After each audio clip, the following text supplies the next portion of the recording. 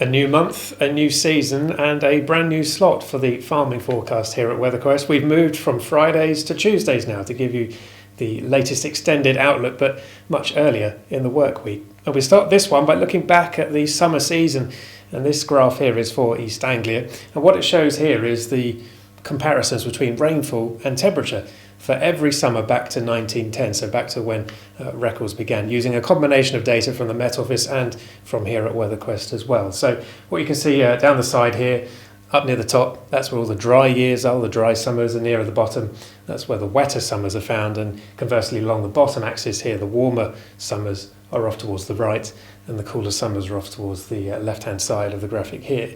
Now what I'd like to point out is last year, of course, is all the way up here, the joint hottest summer on record. It was also very dry, particularly through the month of June. That was the second driest June on record.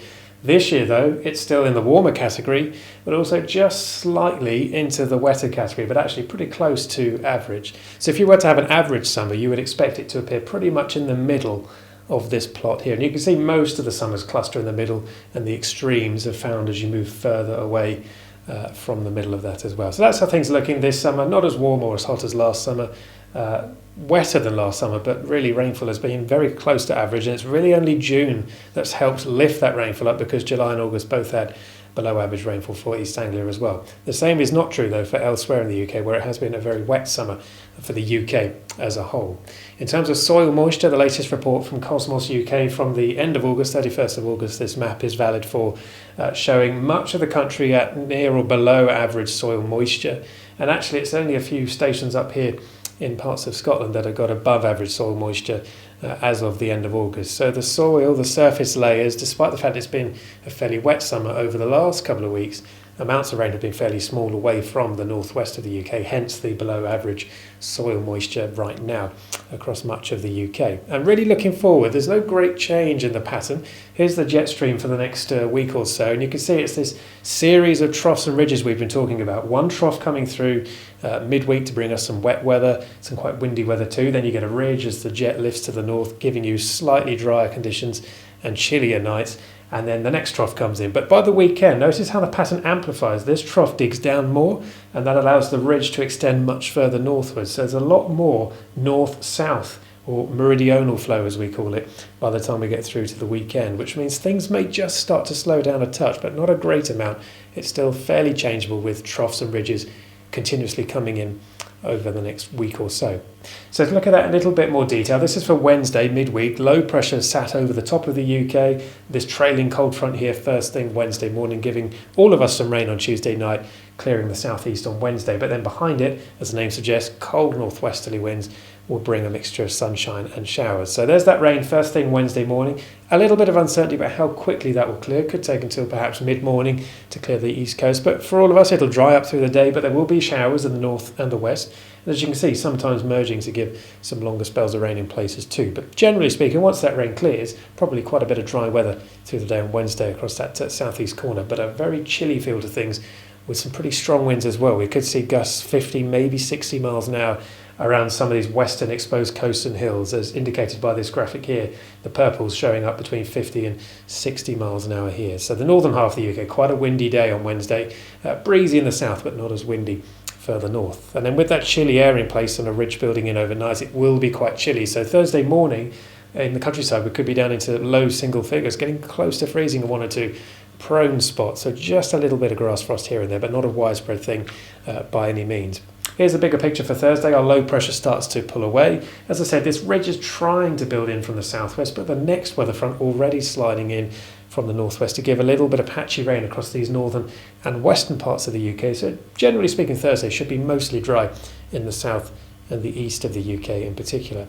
Then as we run into Friday, the high pressure retreats again. The next cold front comes in, the winds pick up. There'll be a spell of rain for all of us. Probably not reaching that southeast corner till quite late in the day on Friday. And then behind it, again, another run of northwesterly winds. So another shot of cold air, bringing that classic mixture of sunshine and showers. The showers most prevalent on Friday across western parts of the UK once this rain has cleared through. Now towards the weekend, remember I showed you that jet stream amplifying a bit more. That's going to allow this ridge to build in a bit more across the western side of the UK. So things will settle down across Scotland, Northern Ireland for a time on Saturday.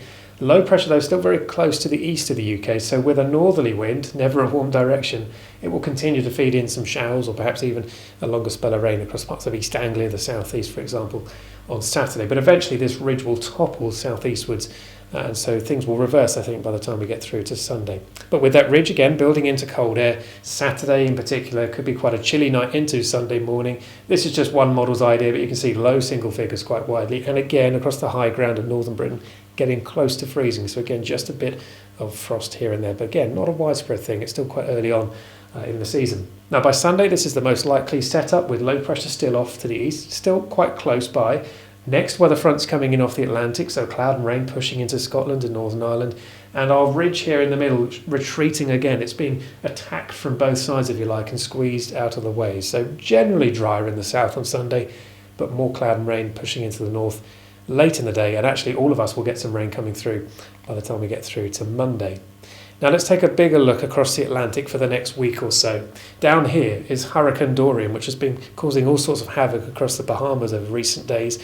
As I run this loop through, it passes very close to the eastern seaboard of the US over the next couple of days, eventually being picked up by the jet stream as it moves towards Canada and effectively being ripped apart and generating itself into more of an ordinary area of low pressure. But it could well give us some rain, maybe some stronger winds, particularly across the northern half of the UK by the time we get through to the middle of next week. So this is Tuesday night into Wednesday morning next week. But no longer a hurricane, just an ordinary area of low pressure, but again could continue that sort of changeable flavour of the weather well into next week as well. So lots of chopping and changing between dry days and wet days coming up. The best way to keep up to date with the latest forecast is to speak to our forecasters here in the office. We're available 6 till 6 every single day, looking at all of this information, and hopefully we can give you the important information you need to make those decisions on your farm, for example, over the next week or two.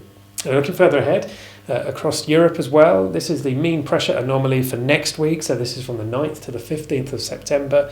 The red here indicating higher than normal pressure to the south of the UK, lower than normal pressure to the north. So this suggesting areas of low pressure tracking to the north of the UK, pretty close by, more of a west-northwesterly flow. So that's going to give us fairly cool conditions, particularly at night. So below average temperatures across a good chunk of central and northwestern parts of Europe.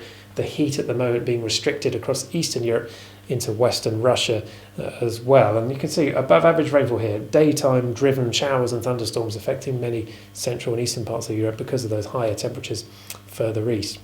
Now by week 3, and we're starting to see low pressure continuing to dominate to the north, the position shifting somewhat, so it's more of a west-southwesterly flow by this stage. So we might just see temperatures recovering a touch, I think, by the middle of September. Still a little bit below average, perhaps across the northern half of the UK, but elsewhere in Europe, notice there's more red hues showing up here, indicating above average temperatures starting to develop a little bit more widely.